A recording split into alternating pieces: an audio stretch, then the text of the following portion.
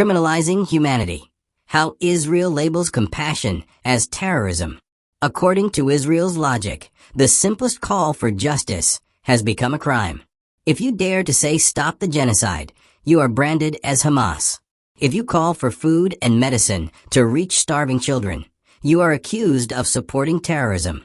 And if you try to deliver baby formula, bandages, or clean water to civilians trapped under siege, you are suddenly transformed, in their narrative, into a terrorist. This isn't a mistake of language. It is a deliberate strategy. By criminalizing humanity itself, Israel seeks to delegitimize every act of resistance, every gesture of solidarity, and every voice that demands an end to the massacre in Gaza. The goal is clear: strip Palestinians of their humanity and demonize anyone who dares to recognize it. For decades, Israel has weaponized words. Security becomes the excuse for mass displacement. Self-defense becomes the pretext for bombing hospitals, schools, and refugee camps. Terrorism becomes a label slapped on doctors, aid workers, journalists, and even children. Language is twisted into a weapon of war, not to defend truth, but to suffocate it.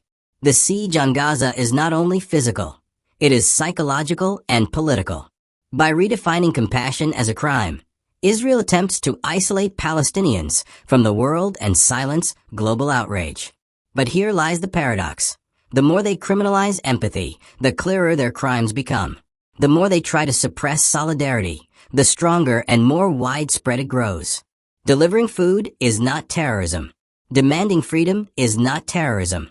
Calling for justice, for dignity, for the right of children to live. None of this is terrorism.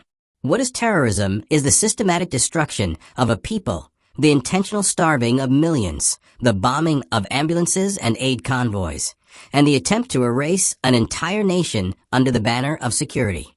History will not remember the voices that justified this genocide.